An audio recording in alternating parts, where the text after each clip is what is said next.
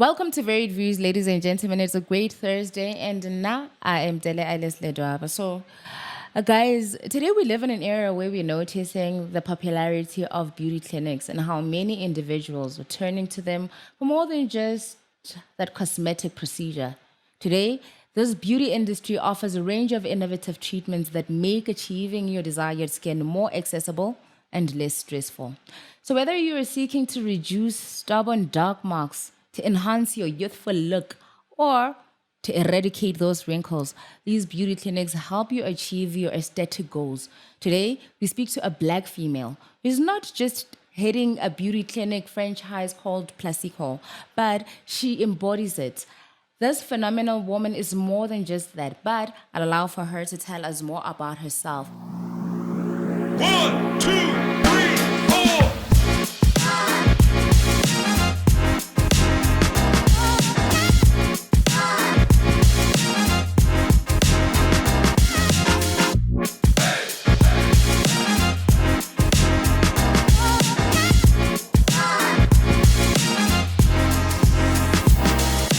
Veronica, thank you so much for coming through to our show. Thank you for having me. Yeah. Tell me about your business. What do you do?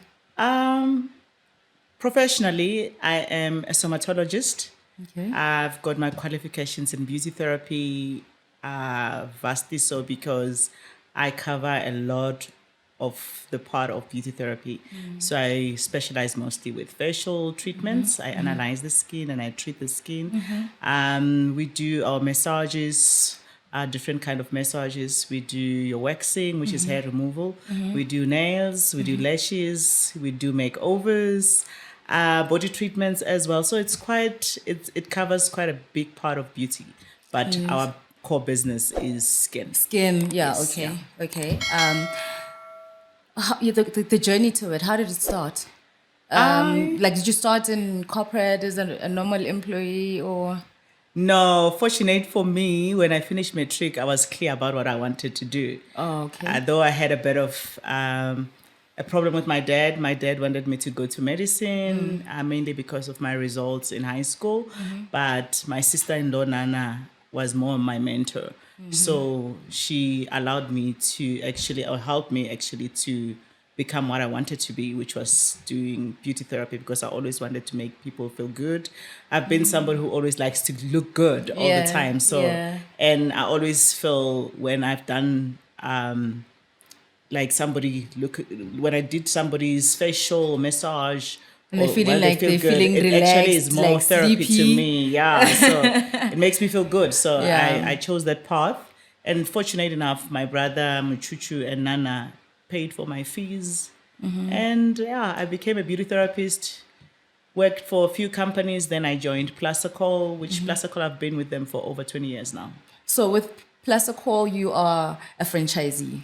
I am now a franchisee. I started as a beauty therapist. With them? Yes, when we were only in Edgar's stores. Okay. At the time, we didn't have our own beauty centers. We just grew as a company, and then we established ourselves into beauty centers. Okay. So I started as a beauty therapist back in Shelley Beach, and then I became one of their managers in their stores.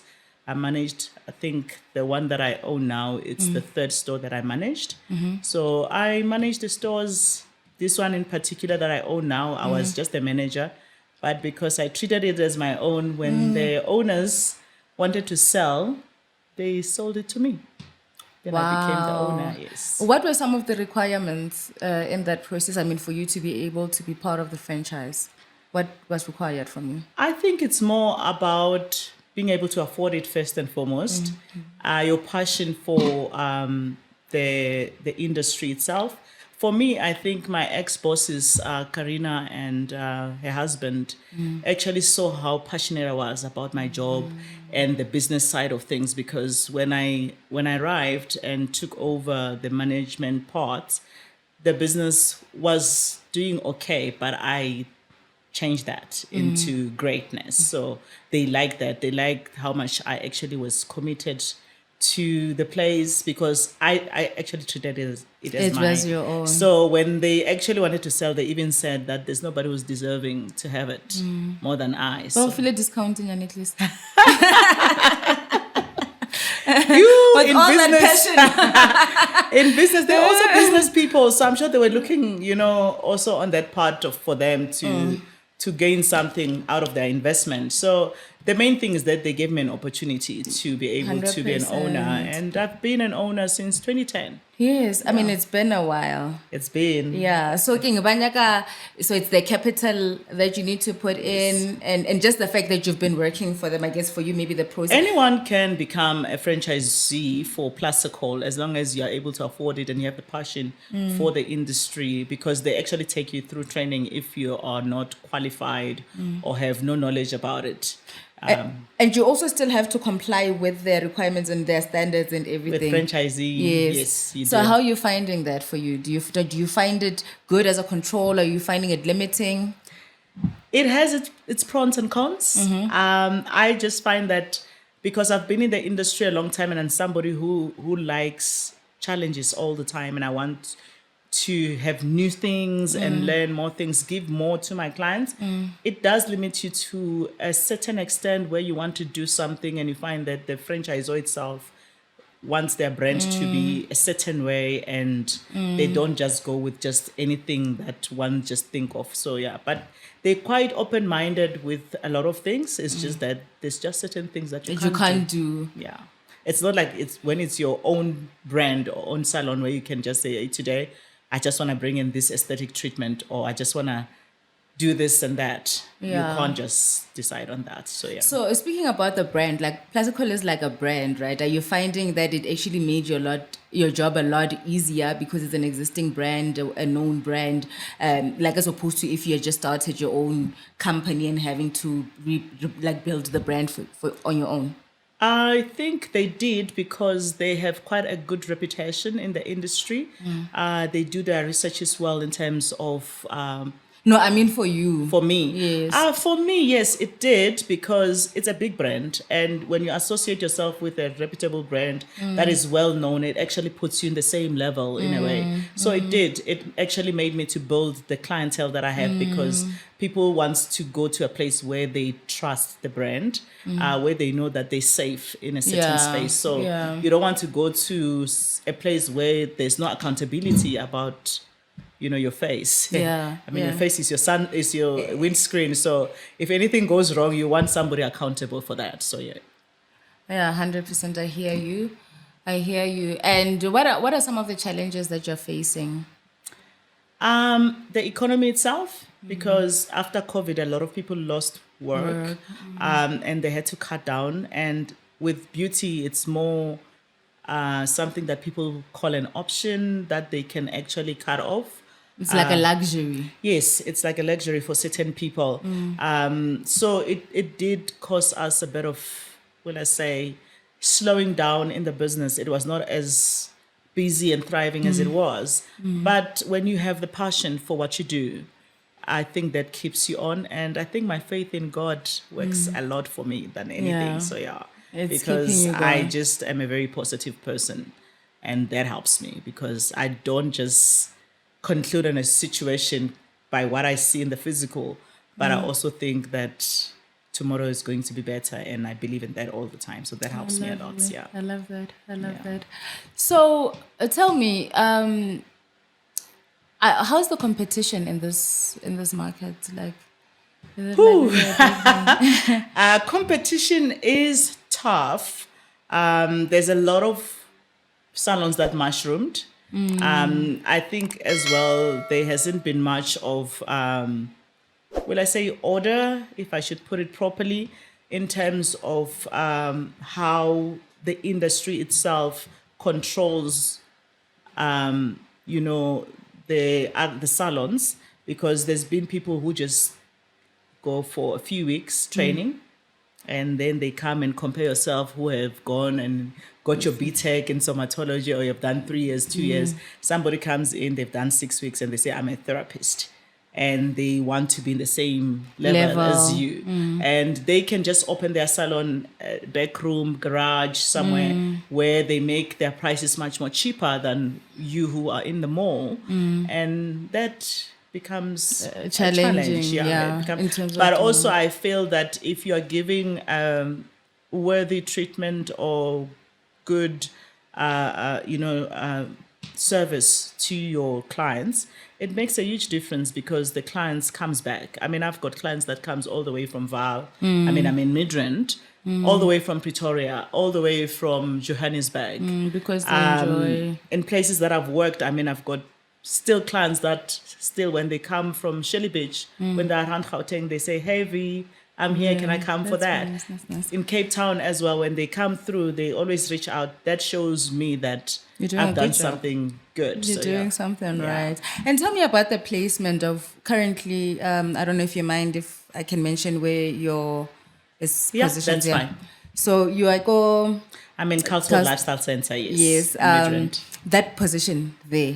It's a very good sport. It's a very viable sport because there's a lot of food. I'm close to a bottle store. Bottle stores are very busy. Yeah. I mean, Tops really, really does good for my business in terms of feet because I'm visible. And there's a lot of people that come. I've got a- Astro Payza. you know, But a baby the mall itself is well, like by shop where it is, it's well it's well seated, as well as there is a lot of feet around that place as well, so that helps a lot. So yeah, That because I can only like imagine that you should be busy because vele hona le maoto mo la a fetang. yeah, I would say more. There's more feet, but I think the main thing is not just more feet. It's more about how you treat your clients for them to come back. Yeah. Because retaining your clients and rebooking them, that's what makes your business. I mean, in a month, my main business is my regular clients. I think 85% of my business monthly is my regular clients than new clients. So yeah. Yeah, I get that. So I think also more on did you choose for that positioning, or is it because it was the existing business already when I came, and because also that's when you because managed. Plastico started when the mall just was built. So when it was being built, they were the first people to actually choose where they wanted the store to be. So I think they really chose a very good space because we're close to not just Tops but also to Super Spa, which is a grocery shop that a lot of families and everybody comes to buy groceries and they are able to see us easier. So yeah. That's so in terms of sustainability, like right for the business now, right? What are the common things that you do for your business just to make sure that you are sustainable? Social media. We do a lot of our adverts on social media. Word of mouth works. I think that's the best tool for me than anything. That's mainly it's Plastico itself does their own marketing nationally and so on. But I think social media plays a huge role because everybody is on social media now. So yeah. Oh, okay. Yeah. No, that's great. That's great. And then how's the journey been for you? Interesting. Yeah. It's been one that has taught me to rely on God more than anything. Like my faith in God has increased like I've never been because I mean, after COVID, I came back and things were just not okay in terms of finances. Once the store was closed 4 months and there was no income, and I came back and my landlord was like, you pay the amount for the time you were closed or you get out. And I saw God actually intervene in that. I stood up, I stood my ground and I fought and he just came through for me. So yeah. That's beautiful. The picking up, are you finding It that picked is up quite well after COVID, surprisingly enough. I think people were now about looking after themselves. That part of people being locked down made people to actually value doing good to themselves and looking after themselves, rewarding themselves and living life actually, which our industry does that. I mean, it pampers you, it makes you feel good about yourself. So they started coming. It's the economy itself has not been good as such, and I think that is one of the things that contributes towards the difficulties we have in every business, including ours now. And hopefully things will change for our good, especially with this new government that is in. If people can get work, because there were a lot of people were retrenched. So when not your benefit is for praying or rapelela batho ba bangwe, they must do good so that you do good. I have to, because it's for my benefit as well. So I think that I wanna still continue within your personal space, your growth, right? Okay. What has been the one teaching moment for you in your journey in this? Where you feel like, you know what, I have learned. It's when I've had a few incidents that taught me to remain authentic, to be truthful to myself, and to know that I need to rely on me and God first before the next person. And a lot of situations that has happened where you find that business is not doing well, you're owing rent, stock is not going okay, the franchisor wants their money, this supply and so on, where I'm somebody who helps a lot of people, but I don't know how to ask for help. I don't know how to ask for help. So it taught me to learn that reaching out to other people is okay. Yeah. Because when you don't reach out, people always think that everything is fine. Okay. And especially with me, in our industry, we are always on makeup. You look good. You look happy. It looks like everything is perfectly fine. And when you don't actually say anything, people will think all is well. So one thing that the difficulties have taught me is that do reach out. It is healthy to do so. So yeah. And my faith in God helped a lot with that. My children, they are my anchor, because I think it's for their benefit that Bobby must do well, actually, for them. But they just believe in me so much that even when I want to give up, I can't give up, because I feel there is that part that has so much trust in me that if I do give up, I would have done so much injustice to their lives. So yeah. I like that. I think I felt that. Oh, it touched me. So we're speaking about some of the, you said there is some flexibility and some of and limitations, right? Yes. What are some of the flexibilities that you have with running a franchise? Where your creativity can show within your workspace? The creativity that you can show, and it's not really flexibility, because everything that you have to actually do when you're in a franchise has to go through the franchisor first. You can't just come in and say... You have to get the approval. Yeah, so there's not much of flexibility in that manner, but it's that part that you can actually bring in that idea to them, and then they discuss it, and then if they see it's viable for the business according to their brand, then they can bring it in. So yeah. What are some of the misconceptions about being in your industry? People think that we are brainless, that we took that career because we are lazy to study. I mean... but you're studying skin, bruh. Yes. That's close to being a doctor. People think that you don't really study much. They don't understand that we do anatomy and physiology very intensely, so because you have to understand what you're working on. You need to know what is skin, what is the muscle, the skeletal system, everything to do with your nervous system you need to know, because it links into everything that, comes through your skin, comes through your muscles when someone is tired or needs a massage and so on.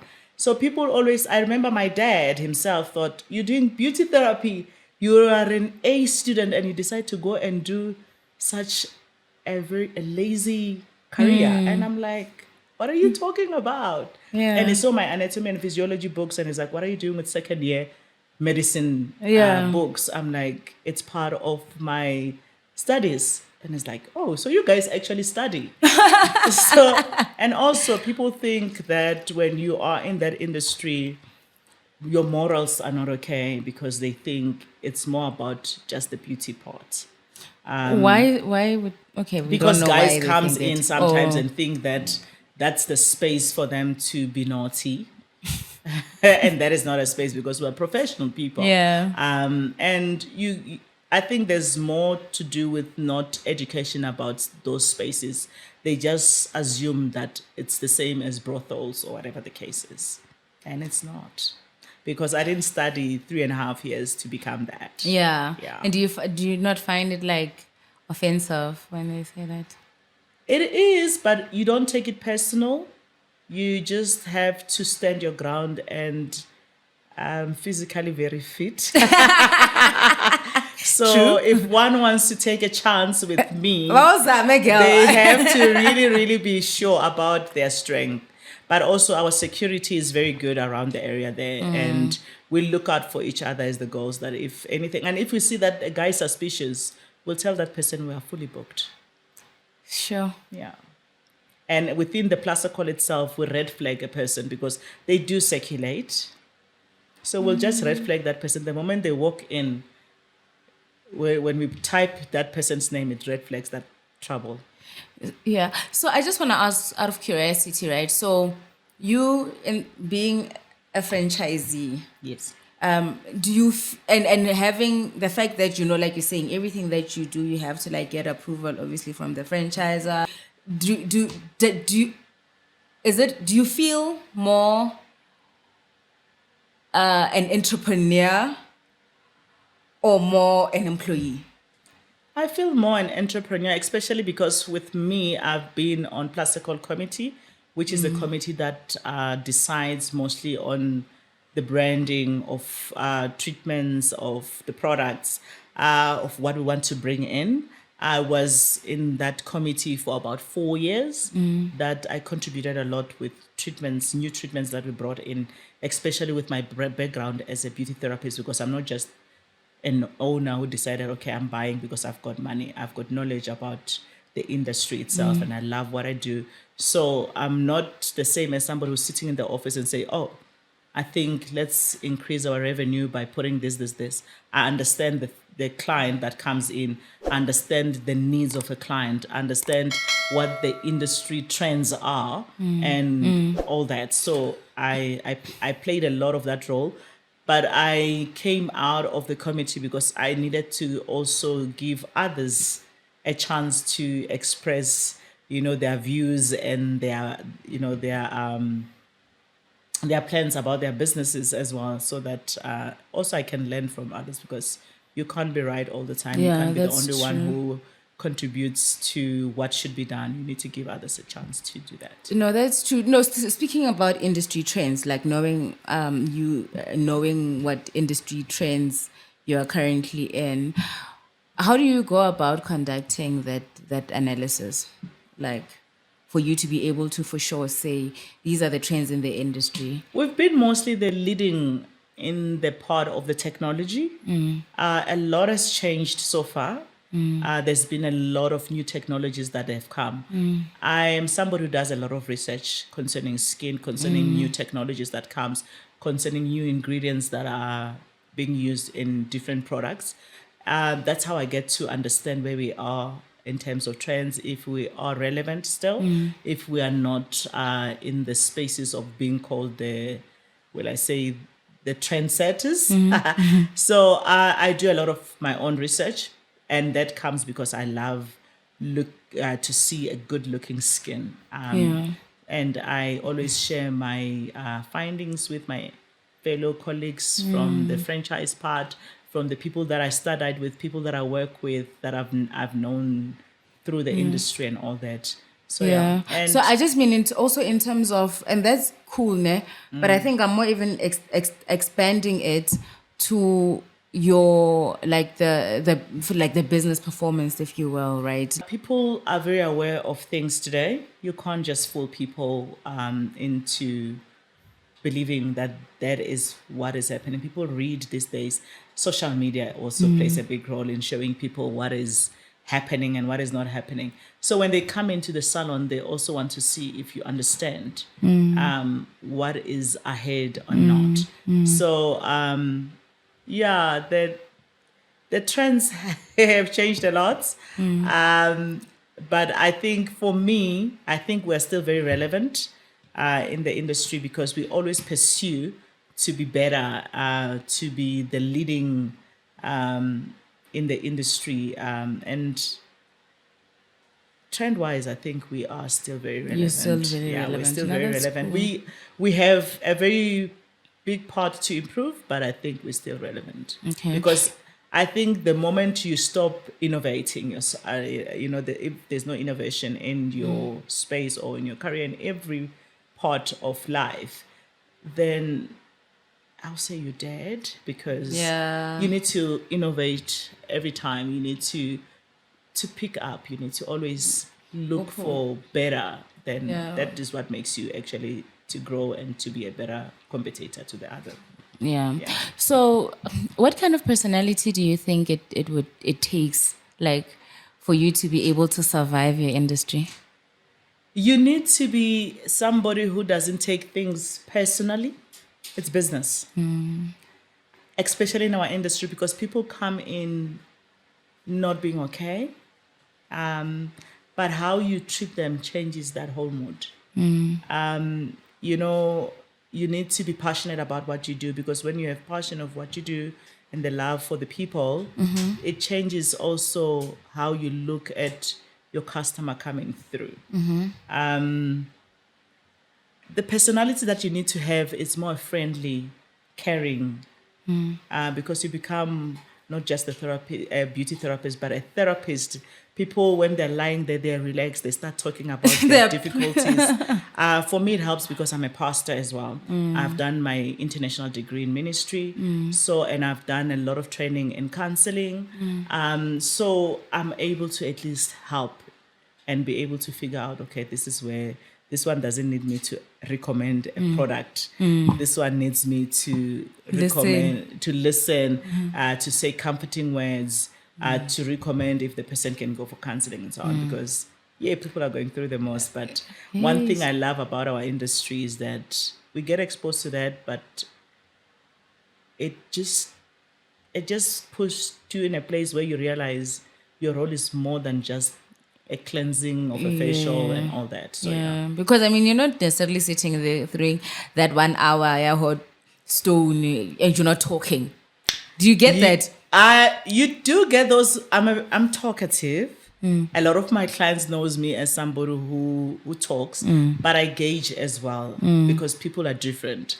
There are people who wants to just be quiet, which is a bit awkward in a sense that when it's quiet, it's just, it makes, I don't know, the time to be, depending also on what treatment you're doing. If you're doing a massage, somebody will sleep, then you need to keep quiet. But with the facial, one thing I will do, I'll engage a person more about the skincare. What are you using at home? How is your diet, exercise, and so on. So it makes us to actually speak your stress level. And that opens up a whole lot of conversations. So can I have a question? And so what are the things that massage you are not allowed to do?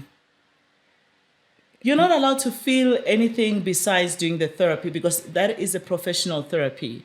You're not allowed to expose their body beyond what you are working on. You're not allowed to allow them to touch you in an appropriate way. You are not allowed to flirt with them. You need to stay professional all the time. I think even in colleges, they will teach you that this is a technique that you need to do. It's not for you to use it for other things, because unfortunately, you are touching a body, and certain people, especially with guys, they will react. But you can't entertain that. If you see that one is out of thing, you can excuse yourself out of that room. They must just dress up and pay. They must behave. They must behave. No, you know why I'm asking. Yes. Can you take off part of your like okay, I this is a personal encounter, but I'm not gonna get into it. Yes. But can you like take off like your top? Maybe you bizu massage or somebody. No, you can't. Not in my space. of Okay, work. yeah, like That's why we have uniforms. yes. So that, Uniform. so that you, let's say it's hot. yeah. Then you take off the No, top. you'd rather Let's say have like your a bra. aircon or no way. Then that is not. That is a true That story. is something else. It's not professional. So therapeutic I massage. get to therapy. No, okay, but I'm No, like, I babe. think that one was genuine, Shemai. Because if it's hot, as a therapist, you need to make sure before you put in your client that the temperature is fine. I don't know, there. they were not professional. Oh yeah. They were not at all, because there's no way. That's why we have uniforms. Uniforms are also to cover that part, that you don't come wearing something that shows your cleavage, that actually provokes somebody else's other feelings and so on. That you're more professional and pose in as that professional. That's why we wear those uniform, because if we're not, I'll come in a sexy number, and then the person is Banna actually, baba to basadi you baba see, to and then matata. yeah. Next best thing, they burn your place because they're like, "Ay, Hey. banna bafela." You don't want that, but that also Yeah. doesn't give you a good reputation for Yeah. your business. So you can't really operate for the longest of time if you actually have such. So, Yeah. yeah. And then opportunities for networking within your space, like no, not in terms of your clients, but I just think in terms of business and in terms of being able to, like, I don't know, grow your business, you like network with other franchisees for With Plus a Call, Call. we've got franchisee meetings. We've got our Imbali Awards. We've got our meetings as well for fun and so on, to just, come together. Every month, I get to have one of the ladies to come through. We sit down, we talk about the business, the things that I need help with, and all that. Also, in the industry, we've got what we call professional beauty. It just came through to Johannesburg, I think, in September. This year, I didn't attend it because I had my own things that I was attending. Yeah. But that brings in a lot of the houses and so on, which also opens up your eyes about what is out there. Because it's huge. It's a huge part. It happens in Johannesburg, Cape Town, I think, in Durban as well. So, and also having relations with other people within the industry helps a lot, because you turn to reach out to them when you feel you need a bit of ignition in certain things. So Yeah. that helps me. And also, I've been in the industry a long time, so I know a lot of people. I do familiarize myself with different spaces, different people that are relevant for things that I actually need. So yeah, Okay, no, that's cool. yeah. Yeah, that's cool. So, and then finding the balance, because I mean, you also mentioned earlier that you are a pastor, right? I think I'm a workaholic. Like, how do you juggle? How do you guys juggle this thing? I'm mostly working. Especially my industry, the ministry itself. I have cut down a bit with the ministry, which I don't feel good about it, because I was very involved. Now I am involved, but not as what I used to be. And being a mother, I'm a single mom of two beautiful girls. They were born finding mom being that kind of who is. I always say I keep myself busy to keep myself out of mischief, because I don't like an idle mind. And idle mind just you start entertaining things that are not for your good in a way. So I think someone will say my lifestyle is not balanced, because it depends on how you define balance in life. I think for me, balance is me being able to work and make sure that my kids have what they need. My spiritual part is fed, and I'm able to reach out to those who need my assistance and help in that part of the spiritual part in ministry. And I go to gym in the mornings every day, except for weekends.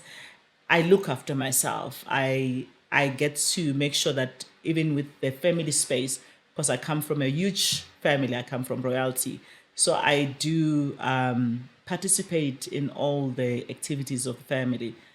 I think You're finding that is creating a balance because you are active yes. within and your family I'm very activities. much about family. I love family. It really keeps me grounded. It really makes me feel special. Know my roots and who I am. So Yeah. yeah, that part. I think That's what creates the maybe balance. my kids will say differently because the little one, though my kids they speak their minds. When they see that I am focusing too much on work, they will tell me, especially the little one, she'll tell me that you haven't had me time with us. And I'm like, okay. It's time for me to close Yeah, down that then I know that I laptop. need to do something about it. Because as well, when you're a single parent, I think you tend to work more the father parts of making sure you provide for your kids. And the mothering part, where you have to sit and nurture those kids, get to be Because of survival mode. yeah, And so it what gets we to normally be cheated on, if I should put it like that, especially for the kids' sake. But you are trying your best to be the best you can be. And unfortunately, you're not a superwoman. You can't do both parts perfectly fine. I'm sure one does suffer one way or another. So you can only just do what you can do best. Yeah. Yeah. So it's safe to say that you don't have a balance. We can say that. I want a balance. Like I said, it depends. Because we talk about kwa balance. Yeah, you really try to top up more, Mara. But like, are you not tired?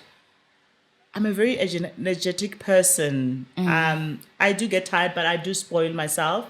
I do massages, which for me that is the best. I do gym.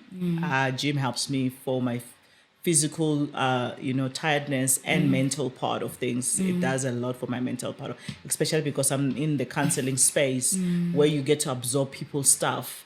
So it helps me to offload and all that. So yeah. Can you say that in this journey, is it something that you would want, like this career path? Is it something that you want your kids to get into? No, not really. I wouldn't mind them to run the business, to continue with what I've started, but they're not forced to be what I am. I would like them to be truthful to themselves, to do what they feel they love, because life is hard if you are living with something you don't like. I think for me it's easier because I love what I do. I can see someone having to deal with a difficult client and they don't want to be there. It must be even more harder. My kids have to be themselves. I always even say, even with the industry, the ministry, when people say, oh, give another more route, I said, yes, give another more route, but there was no conference call when I answered the calling of being a pastor. My kids have their own path. They have to be themselves. I'll be very happy to see them succeed in the parts that they actually choose to be. As for the industry that I am, because it's a business, they can inherit it, and if they see that they don't want to be working in it, they can get good managers to manage it And then do something else. Yeah. Okay, no, that's cool. So I think for me, then I think just getting to know you just a little bit, right? Because you're speaking a lot on your spiritual side with your being a pastor and everything. Is that like a second career? Like, I won't say a career because I really didn't choose it. It chose me. It was so funny how I actually got to even do my degree in ministry. Because for me, I was just going for short courses within the church, trying to learn more. And then the next thing, I am doing this thing. And I feel I just attract that part. Because everywhere I go, because when people look at me, they see a slay queen.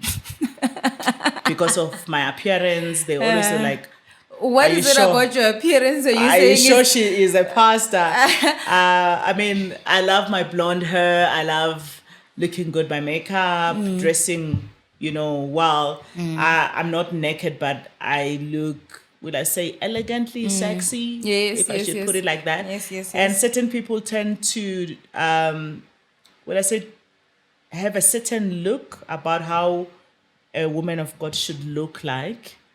And sometimes I think they put us in a box where it means you have to look miserable. And holiness has nothing to do with that. I mean, I've seen people who can wear a duku and a long dress and so on and still don't have the character of God.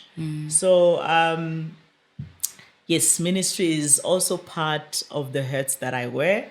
And it is part of me that I don't think I would survive without it, because it not just do good to people that I get to engage with, but also a lot to myself spiritually.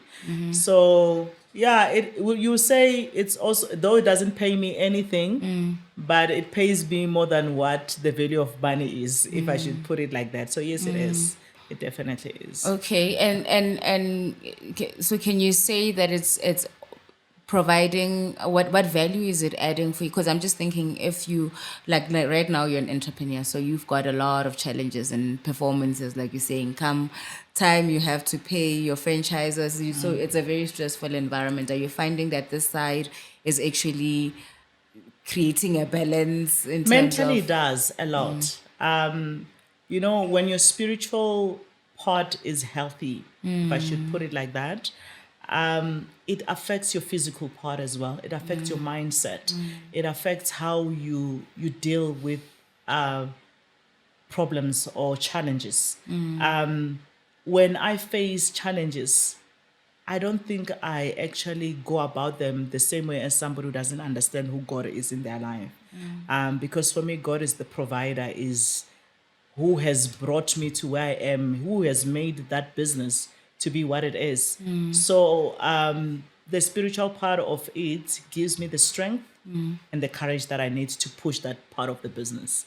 And without it, I think maybe I'll be popping the depression tablets and all that. And it has never happened, because every time I feel down, I go and fellowship with other brethren, and even when I'm invited to preach somewhere in different places, it actually puts so much of faith in me that nothing will stand in my way. Even when I see that there's difficulties, I will still see my tomorrow brighter. So yes, it does play a huge role for me. That's beautiful. Yeah. I really like It that. really It sort does, of like helps.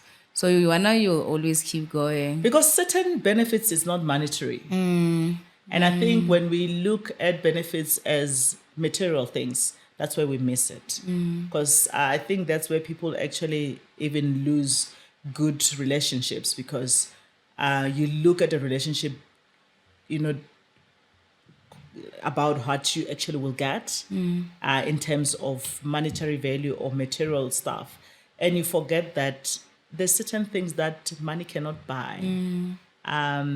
Certain things that you need just a hug from somebody. You need that person to just hold your hand. You need that person to tell you it is going to be okay. Just carry on. So yeah. That's Because that's with so church, when you meet with people that says, you know what, I've gone through certain things, but God has come through for me. Read your word. I mean, the Bible is my friend, and it just it saves you. So there's a lot of people that quit their work, right, to get into business. Yes. Right. And would you advise somebody to, like, if they want to get into entrepreneurship, would you advise them to get into franchising? I think one has to do their best research about the kind of industry they're getting themselves into. They need to have some kind of love for that industry and understand the pros and cons, because it's not just about affording to buy that business and look like, oh, I am a business person because I own this and that. There is a lot of challenges that comes with business. And if you're not prepared for that, if you think you're going to just look good, then you are messing with yourself, because you will definitely go through stuff that you are not prepared for. Yeah. So do your research properly, visit those people who have the business in that, so that they can sit down with you and tell you the reality of the business. Because a lot of people, when they see my business, they see beautiful ladies. They see fun. They see people who look like they are having fun. It's service. We serve people. You take your ego and whatever and put it aside. I'm a princess. I come from royalty, but I serve people. And my mindset has to change the moment I get into that door that I am a servant here. I need to serve. So yeah. So one has to understand where you put you getting yourself, what you're getting yourself into. So do your research properly, visit the people that are within that industry, and people have got good experience with that, and different people within that business, so that you can get different perspective about. No, that's cool. The business Do you itself. get a lot of people asking for your mentorship? Yes, I do. And do you have mentees? Yes. And how's your relationship like with your mentees, and what kind of things do you teach them? It starts very well. It starts very well. Some ends up very good, some not. Just like with anything in life. But I just am grateful for those that ends well, and even those that don't end well, I'm fine with that, because mostly the person has learned something, and I'm grateful that I was able to impart something for them, whether they appreciate it or they don't.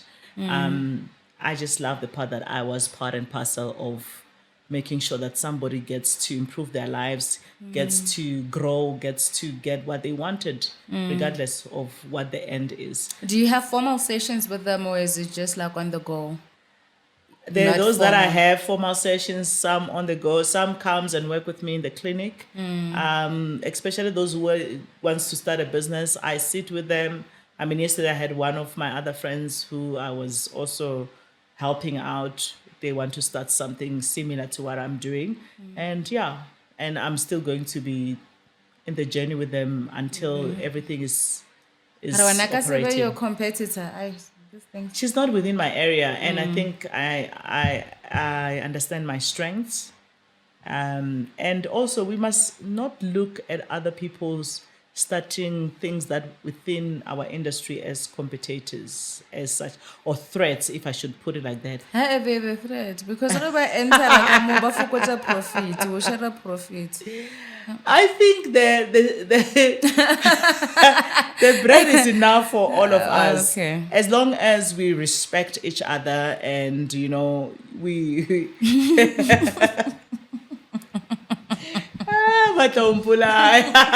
no, there mustn't be threat.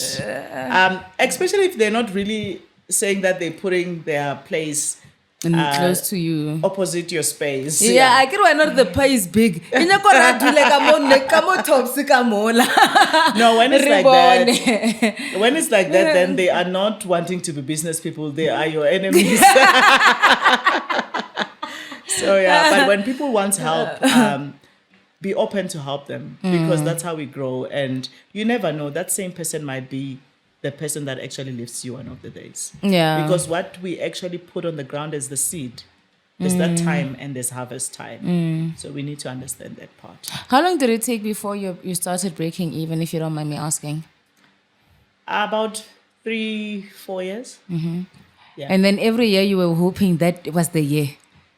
Yeah, and it's not that even when you start breaking even, No, it's not that it will be consistently so. You'll get your downs as well, where you're like, oh, I used thought to we be- passed this stage now. yeah, and then you'll stay sometimes on that valley for a long time, and you're like, am I ever going to go to that mountain again? And Yeah. you go to that mountain and you are like there for a few minutes, and then you go down again. But when you are in that mountain, prepare yourself for the valley, the time that you're in the valley. That's it, yeah. Sure, that sounds tough, because I think being an entrepreneur, the hardest thing is that, because then that it becomes your bread and butter. Like, you find sometimes you're not even paying yourself a salary the first few stages. That's why I because can't you're wait for trying. these kids to finish school. Did you find that it's like, what am I even doing? Because you're starting. I think the thing that is mostly big for me is when the people around you think that you've got a lot of money because they can see the shop is standing. It looks elegantly good and so on. Especially some of your relatives. They will have that entitlement of thinking, hey, she's doing well. Money's coming in. And at that time you find that, yes, like I am not even breaking even. Yeah. And they will demand like, oh, why aren't you doing this for us? And when you explain, they're like, no, she's lying. This one is selfish. Yeah. But The expectation is too much. expectations, because people see the shop. They don't see, The the work. inside part. People see just the results. They don't see what you have to go through to make it happen like that. Yeah. Yeah. Oh man, if you were to give advice to anyone that wants to get into franchising or business entrepreneurship for that matter, what advice would you give them on starting their journey? They need to know that when you are taking someone else's brand, you have to abide by their rules. You need to be aligned. Some rules are meant to be broken. Because you sign a contract Yeah, that tells you yeah. that you can't really do that. Yeah. So you need to understand that part. It's good to have that brand because normally that brand is known. It will give you, easy marketing part for people to actually come because it's trusted. But it does limit you to a certain extent, and you need to be somebody who can submit as well. As much as it's your business, you are still submitting to the brand. So you need to be fine with that part because otherwise then you'll be fighting with the franchisor every time that I am doing that, and it won't work. It won't end well. Yeah. Would you say it's a lucrative business to get into? Like, I'm not limiting this to your industry. I'm just Yeah. saying in general. I think every business is lucrative depending on what your mindset is about it and how much you're willing to put in. I mean, the work you're willing to put in, how serious you are about it. Everything needs you to have to work and consistency. You need to make sure that you wake up, you go for it, regardless of the challenges, the storms. You still say, you know what, I'm moving forward. I'm still going to press on. And that's the attitude that you need when you are in business. That's it. Yeah. I really, really do love that. I really, really love that. All right. Thank you so much for coming through to our show. I really appreciate you taking the time to come and chill with me today. It was With really Loboni. lovely. Yeah. Yes. You said your word is your bond. I really appreciate that. Hey. Thank you so much. Yeah. Thank you for having me. And I hope this will be a help for others. So, yeah. I really did. I enjoyed the conversation because I think what I enjoy is literally having conversations with, like, I don't want to say strong women, but I think women that handle challenges. You're not saying it's easy, but you're handling the challenges on a day to day, and that in itself is like a motivational story. You know what I mean? For someone else, that's just like, I really want to do this. I need to do this. Oh, I'm finding those challenges. When somebody comes and say, but Linda, I need a balance, Yeah. That's why I have my I go to gym. Yes. That helps me with my mental, yes, with my physique. Yeah. But I mean, I'm also very spiritual. I'm going to church. That helps me with my spirit. That's my balance, like that is inspiring. Yeah. It It's really hard, is but things- it's possible. It's possible. It's But doable. it's what I love is that, especially with all my interactions with you, right? Is that you are a good spirit. Like, you are a light spirit, right? Yeah. And it's always just so easy to really engage with you on. I mean, we speak about a lot of topics, right? Yes.